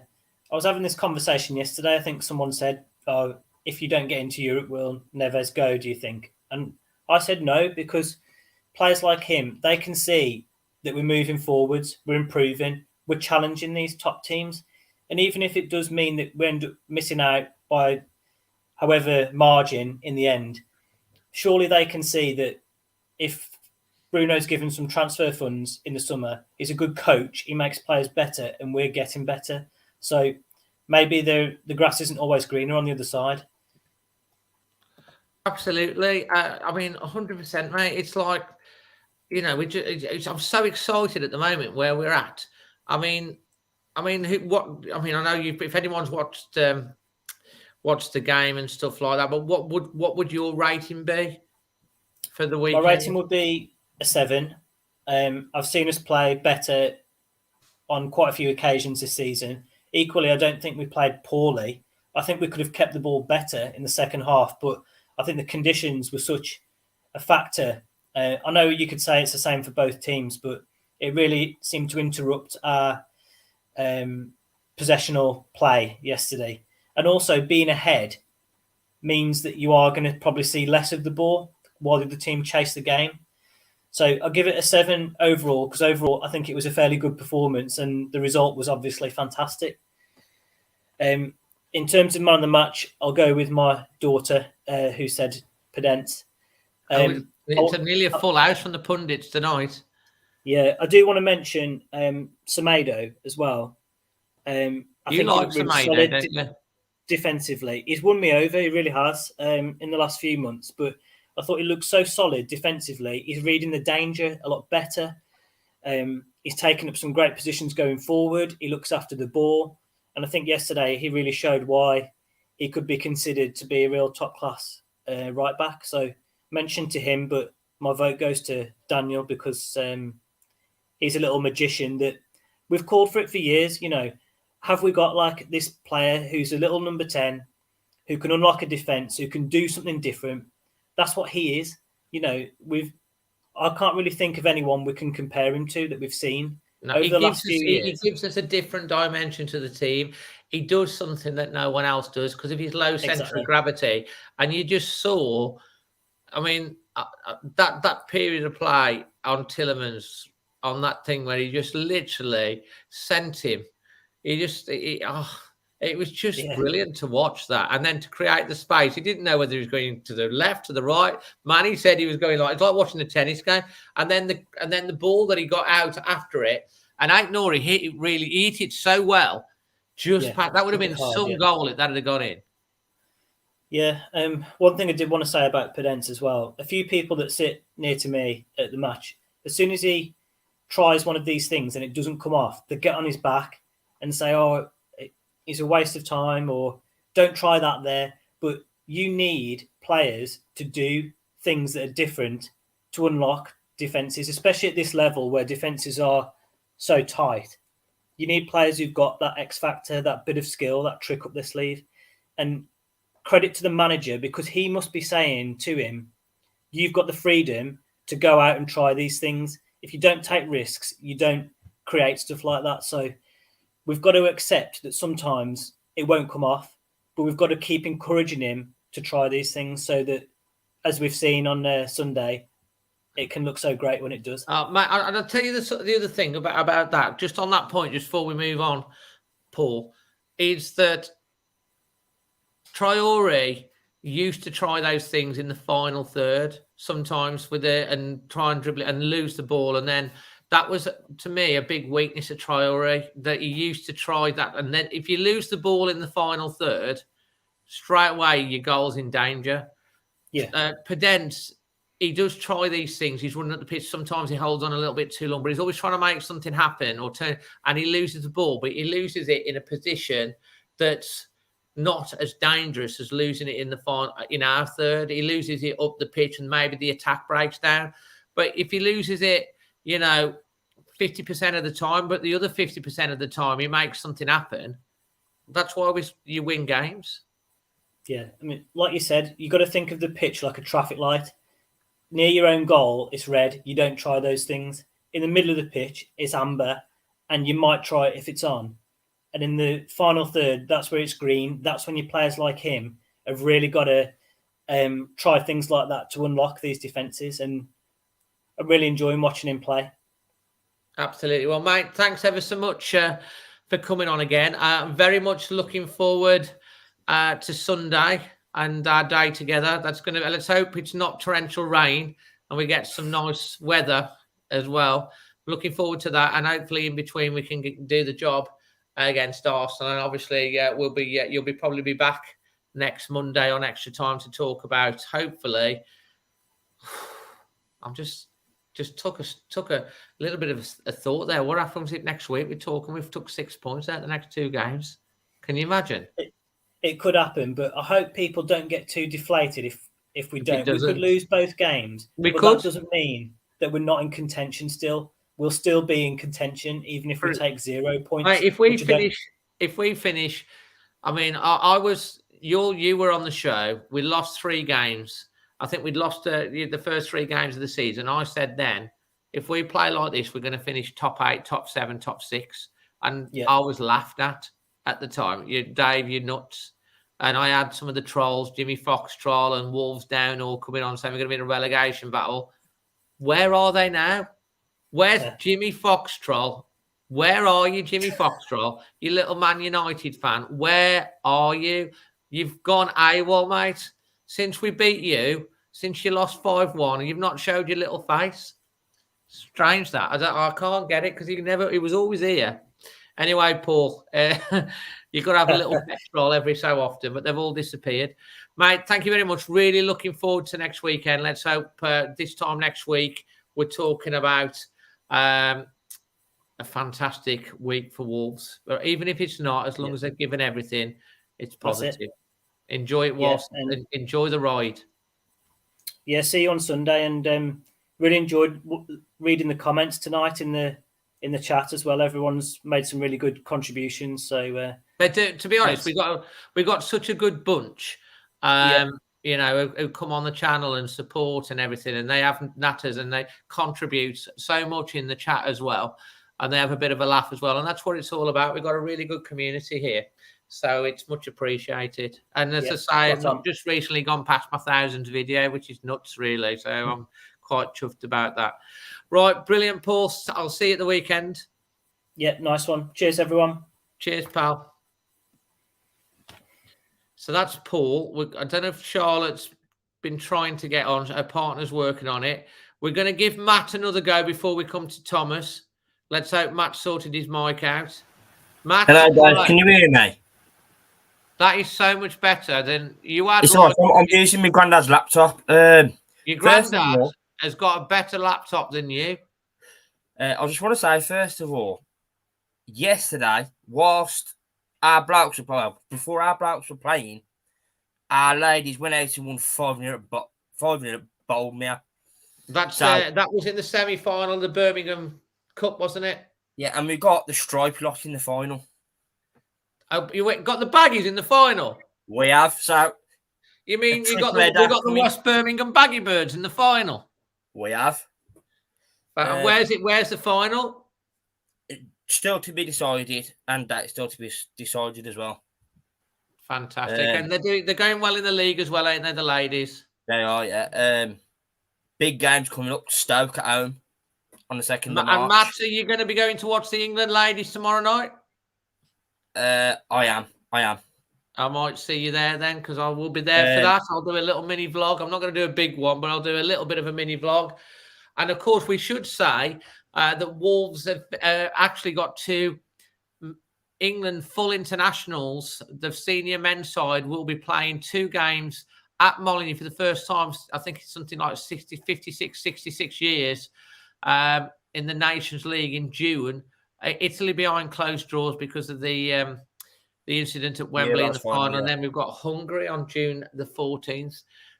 Derek says here, thank you very much. 10 more likes needed to hit 100. So, yeah, please smash a like on the video. It lets YouTube know. If you're brand new, please consider subscribing as well. So, you was there yesterday. Did you get wet, Matt? Luckily not. I was in the upper tier in NU4. So you kept yourself nice and dry. However, when I did get in there, all I could hear was thud, thud, thud, thud, thud, thud. The rain coming down on the roof. You felt like that you were you're away in a caravan somewhere when it's chucking it down, or, you know, that sort of thing. The rain, was it very loud? It was. And first of all, I want to say it wasn't the best performance. It was gritty, and I've seen a lot of salty Leicester fans, including a certain Mr. Gary Lineker, being very salty about the fact that they didn't get a draw. Mate, I know. I was quite funny that it was a bit.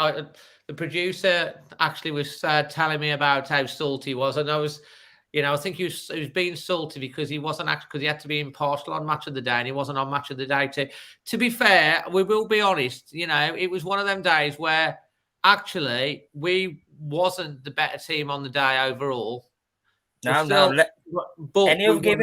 we've had so many times that Wolves have been the better team and not won. So it happens in football. You know, I mean, any other day, if I'd have had Vardy, I mean, look, that could have been a route for them.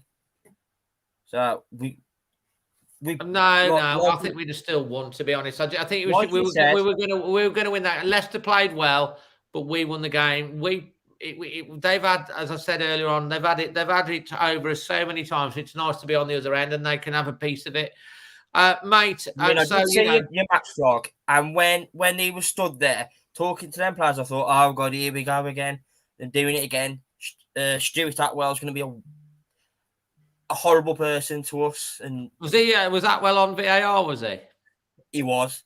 Oh right, well, God, yeah, because you probably saw my reaction on them. If you've not watched it, just after the Daniel PODENCE goal, I actually talking. Oh my God, hold on, wait, it's going to VAR, and everyone's just going, oh, what's going, and then we get the decision and the goal stands. So, when we saw the game out really well, it was a really good crowd at Molineux. Leicester were sent to, we outfoxed the Foxes. As well, I've seen when PODENCE scored his goal, it was a very good taking goal. I've seen a lot of their fans saying, if it had touched Jimenez, which it didn't, then yeah, it's offside. But it didn't touch Jimenez. He was running away from the ball. No, I think what he was trying to say was, we did get a goal disallowed. I've seen this on Twitter. He was obstructing replaying a certain angle. But from where I was sat up in NU4, Roll actually ran away from the ball, and PODENCE he struck it so sweetly. You've got to give it to him. His performances have been brilliant. Absolutely, and as I was about to say, Matt, they was trying to say that Roll was obstructing his line of sight. They looked at it, I don't think he was. And Matt, can I just finish first? Thanks. And he was obstructing his line of sight. And obviously he wasn't. He was trying it on. Carry on, Matt. But then you got the defender next to him who's also obstructing Schmeichel's line of sight. Yeah, no, exactly. And he wasn't. He was just trying it on, wasn't it? He was. To be honest, even if Raul wasn't there, he was not saving that goal. It was an exocet missile straight into the corner, sliding off. He wasn't going to get to it. It was perfect shot. He wouldn't have saved it anyway. So yeah, you're going to obviously you're going to the women's ladies tomorrow night. So I might see you there. If you're I'm in NL1. All right, so you'll be around. So what's your performance rating for yesterday? I'll give it a 7 out of 10, and I'm going to go out of the box and say Jose Sarr man of the match for me. Before he came in, I had no idea how good he was. You're giving Jose Sarr man of the match? He could give any one of them man of the match. PODENCE was brilliant. Jose Sarr, the saves he made were crucial at times. That's good because we've got another nomination. That's good. And as well, I'd say he is the best keeper in the league. I would agree with you. Your performance rating? 7.5. 7.5. Chaotic Ranger says, seeing Schmeichel flapping at those shots made them so much better for me. It was absolutely fantastic. And how are you feeling ahead of Arsenal and West Ham, mate, before we finish off with you? Well, we beaten West Ham once this season, so we know we can do it. And Arsenal, the first game that we played them at Molineux, fantastic. Well, thank you so much. They're still going on about that stupid red card. If you're going to do that in front of the referee, it's a red card. Absolutely, mate. Well, Matt, a pleasure having you on. Thank you so much. And I'm so glad I sorted out the sound issues as well. Well, you did. Make sure you borrow your granddad's laptop next time. All right, mate. Catch you later. Right. Cheers, Matt. Right, I've got some good news, everyone. We've got Thomas on next, and then we're going to finish the show with a debutant because Charlotte has managed to fix her visual and sound issue. I can see her backstage. She's been trying for an hour and 15 minutes, and she's finally there. But we're going to bring on Thomas. Thomas, you've waited patiently in the wings. Thank you. My God, mate, you're growing up. You are, aren't you? Yeah. You're 2 years older. It's been a while. The last time I came on was after I went to the Brentford game. Absolutely. Well, absolutely. And mate, how are you feeling today? I'm good. When I came on the last after the last game of the season, last season against Man U, and I said I thought we could be in trouble, and I'd like to put my hands up and say I was very wrong. I also said I didn't want Bruno Lage. I was very wrong. We have got a few sound issues with you as well. Yeah, just see whether you can sort that out, Thomas. But like I think you did have a lot of doubts about how the season was going to pan out. You were very, very concerned, and it's good to hear that you've been pleasantly surprised about how we've done. We were really pleased when you sent a message saying you wanted to come on, because it has been a long time in the Brentford game. You haven't got anything on in the background, have you? No, don't think so. I can try and connect another mic and come back in a bit.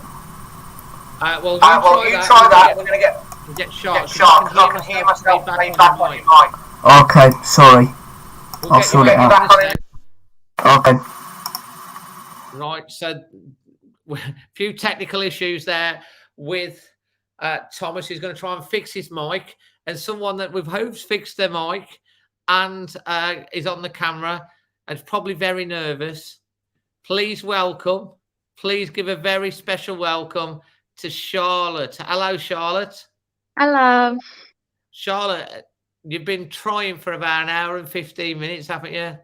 Yeah. And what were you trying to connect via? Well, I was trying to get the camera to work and the sound or something. You were. And what, are you on a phone now? Yeah, I'm on my phone. Yeah, my boyfriend sorted it. So you got it sorted. Well, tell him well done. Is he a Wolves fan as well? Yeah, he is. Top lad. Well, it's great. Loads of people here welcoming you to the channel, Charlotte. I'm guessing you're a little bit nervous because it's your debut. Yeah. But tell everyone a little bit more about you and how come you ended up supporting Wolves, and where do you sit at Molineux when you go? Well, my boyfriend got me into Wolves. Good lad. I sat up at the Billy Wright stand. Yeah. And it was in the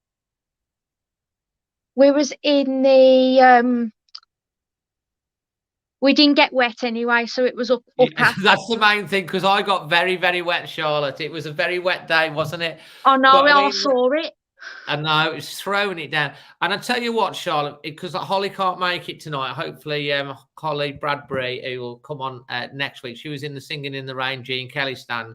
It's really, I feel it's really important that we get female fans on and represented, because, you know, as a Wolves fan, there's no doubt in my mind when Wolves scored, Neves scored that goal, Daniel PODENCE scored that goal, you were off your feet cheering and shouting and giving them just as much support as everyone else. And it is really important that we hear from female fans on what you thoughts and your opinions on the game. So, I mean, how did you feel about the match as a whole? Well, I thought the match was really good, actually. Yeah. Good game for a neutral to watch as well, I would imagine. Yeah. I've never been to a Premier League match. I've always been to the FA Cup ones, but we went to the Premier League yesterday. It was that your first Premier League match? Yeah. Oh wow! So you managed to get tickets when they went on general sale for the cup matches. So to be there for a Premier League match was a special occasion for you then. Yeah. And you're a lucky charm because we won that game. Not so lucky at the FA Cup matches, but maybe for the Premier League matches. So, fantastic. And do you have a favourite player, Charlotte? Pedro. He's been my favourite ever since. He's just adorable. I think pretty much every female fan's favourite player, Pedro. I don't know why that is. Did you see the interview that he had with Connor Cody where he said he was the most beautiful Wolves player?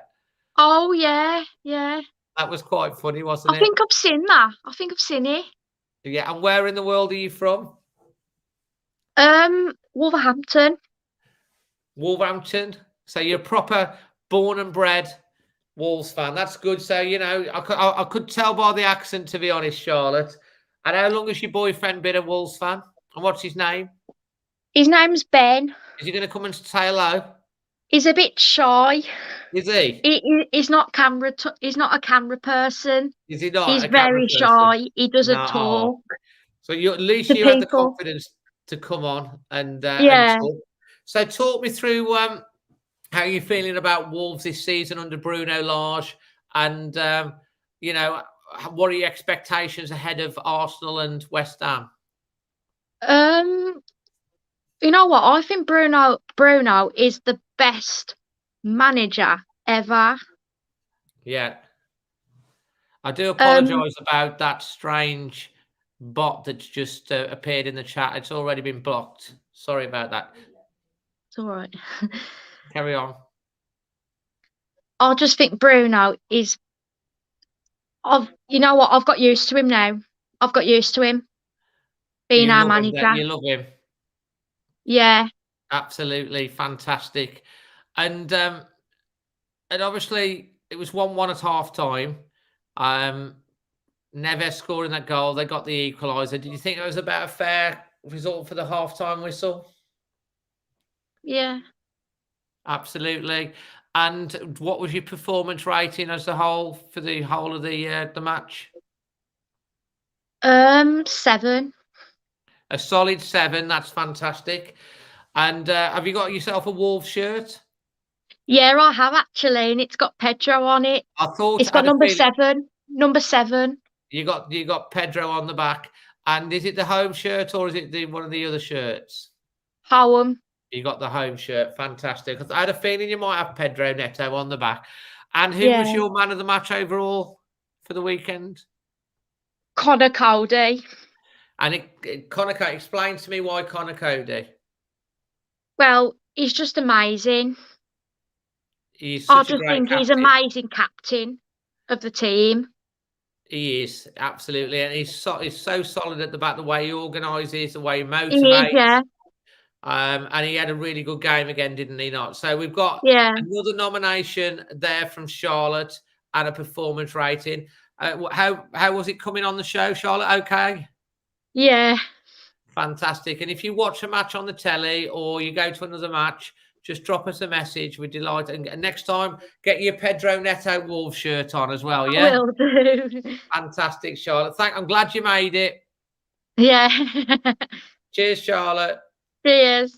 Cheers, Bye. man. And that's Charlotte making her debut. Absolutely brilliant to hear from her. And hopefully we'll get Holly next week. And hopefully, finally, we're back with Thomas. And we're hoping that Thomas you switched to your phone. Is this better? Way better, mate. That's good. In fact, so good. You look like you've got a halo above your head. Nice top as well. So where were we when we were interrupted? Oh, I was just saying how I was wrong to be underestimating Bruno. Sorry. Yeah. Thoughts on the match? It's definitely not the best match I've watched us play this season, and I think the main problem we had was conceding the crosses, which eventually led to us conceding a goal. But I think the 3 cent. Oh no! And now he's frozen. We started the show with internet problems, and we're ending the show with internet problems. Am I back? You just you froze like that for a second there, but you're back. Okay. We started the show with internet problems, so it's top and tailing. We managed to get through most of the show, nearly 2 hours. What a big podcast this one is. Carry on, Thomas. What were you saying? I think if Vardy was on the pitch, I think he could probably have caused us a few issues, but he wasn't. And we got the 3 points, which is massive because we've been on a good run. But the next 2 games, they are incredibly crucial. I mean, Arsenal, we win there and sky's the limit. I think West Ham, there's an opportunity there, definitely, more than Arsenal. But Arsenal's going to be probably, it's going to be a challenge. But from what I've watched of this season, we can get through anything. The team spirit. I think you're absolutely right. I mean, we've got here goals. I know it's a big if it was getting to Champions League. Bruno's got to be manager of the season. You know what? I agree.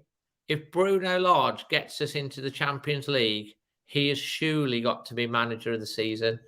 is surely because what he's done, what he would have done. I mean, even to get us into the European places, he's got to be in contention because it's just his first season. It's his first 6 months. He's just still building a team and an ethos, and he seems so motivated on it. Where did you watch the game at the weekend?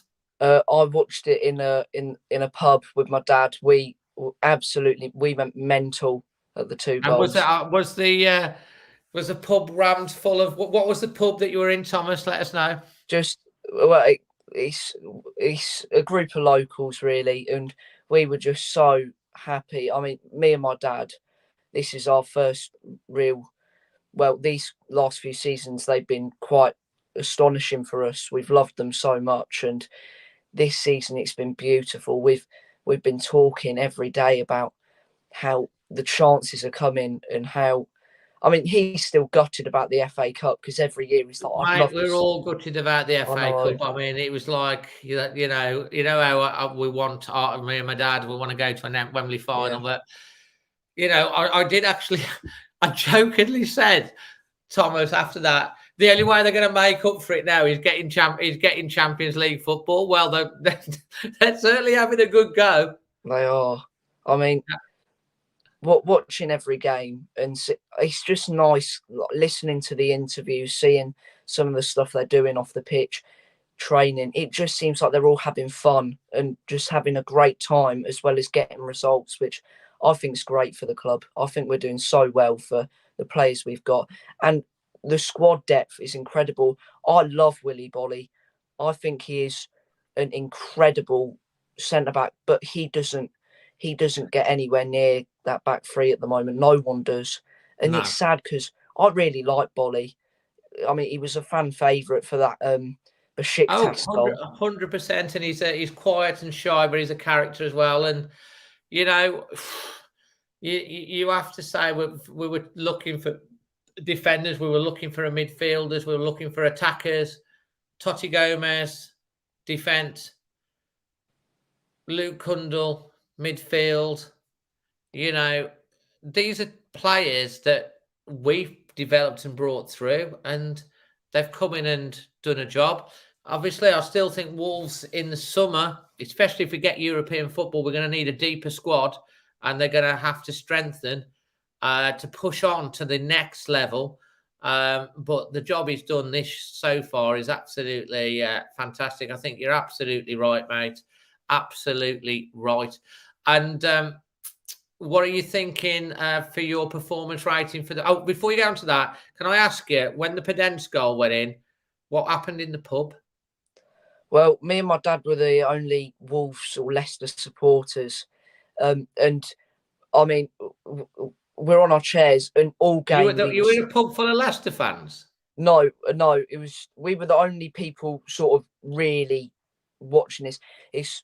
And we were sat there, and the whole match we were defending corners coming in, and we went absolutely mental. And what a finish. Schmeichel complaining about Jimenez. If Jimenez isn't there, he's not saving the goal. It was an incredible finish, and I was just so happy because he deserved Was there any drinks going anywhere? No, not quite. We controlled ourselves there. But, good on you, mate. So what's your performance rating and your man of the match? And so we can get the pundits vote. I think the people's vote. My performance rating is going to be a 7. I think defensively we were solid, apart from letting a few too many crosses in, which I think maybe Johnny should be given a chance soon. I think Kate Nuri is brilliant, but I think he just got the better of. But his work rate for the goal, PODENCE goal, was really good. But 7, when we went forward, Neto, it was lovely seeing him back. I mean, that brought a smile to my face, seeing him in a shirt coming on the sidelines. And then for the man of the match, I'm going to go something different. I'm going to go Sice. I've looked at the game, and he won a lot of headers, which, in my opinion, has won us quite a bit of the match. But before I go, I've got another game booked. I'm going to Watford. We had it booked. Oh, really? We had it booked for Boxing Day. I was gutted when it got postponed. But yeah. Really now happy. You've got it to look forward to. Yeah, definitely. Absolutely brilliant. So the nominations are Daniel PODENCE, Nelson Semedo, Romain Saiz, and I put forward Neves. So put your match rating and your man of the match, and the producer will top that up for the people's vote, and in the next couple of minutes. And just whilst I'm on that, just before we go, just remember you can get yourself into the draw for the Daniel PODENCE framed shirt. The link is in the description below if you fancy winning that. It will be drawn on Wednesday at 7, shortly after it closes for entries on Wednesday, the 23rd at 7:30. And quite apt that Daniel PODENCE has been the most nominated by the pundits today. So just how you get, before you finish, Thomas, how are you getting on with your own football? I'm getting better slowly but surely. I'm developing and I'm enjoying it, and that's the main thing. I love playing football. I love the sport now, and it's just it's a great time to be a football fan. Mate, I'm glad about that, but Holly's just scared the living daylights out of me. I saw that on Twitter. Said, this is Holly who sat in the thing. She's going to be Holly. I'm telling you now, you're coming on next weekend, next Monday night. You need to come on. No, cop it out next week. But she said that Neves has received his 9th yellow card and could miss 2 games if he gets another before Newcastle. I saw that. So, i.e., if he picks up a yellow card against Arsenal or West Ham, hey, or West Ham, because it's before Newcastle. I'd rather him get through the West Ham and Newcastle and Arsenal games. But like he does tend to pick up a yellow card. I think that is actually correct. To be honest, I'm just waiting for the result of the vote. We're just coming up to shy of 2 hours. Can you believe it's been a 2-hour podcast and you've been with us the whole time? And I just want to say a big shout out and thank you to everyone that supported tonight, watching the video, all the pundits that have come on, giving their opinions. It's been a jam-packed show, and we've got lots of content coming this week. There will be a international fan reaction. We'll be out Tuesday night from around the world. We've got some brilliant footage for that. Look out for that tomorrow night. Late Wednesday, there'll be a short England ladies vlog, and then we've got also the same night before we go for that, hopefully going to get the Arsenal preview out, and then we've got all the stuff in. We've got the reaction to Arsenal, and then we've got all the pre-West Ham and the post-West Ham, and next Monday night we'll be having extra time back. So there's loads of content coming up. So make sure you're subscribed and you've got your bell notifications on. I'm just waiting for the results, and it's come through, and I'm guessing that's a pretty unanimous vote. It is Daniel PODENCE. Thank you so much for everyone tonight, from myself, from Thomas, from everyone that's contributed. And don't forget, if you want to get on here with me, you just send us a message on to the Always Wolves Facebook page or to my socials, are all in the description below. The links to Spider VPN and also football prizes. Win the Daniel PODENCE shirt. That's this week's prize. It's all in the below. We've got 17 seconds to go till 2 hours. Thank you very much. Good night. Stay safe. Always Wolves.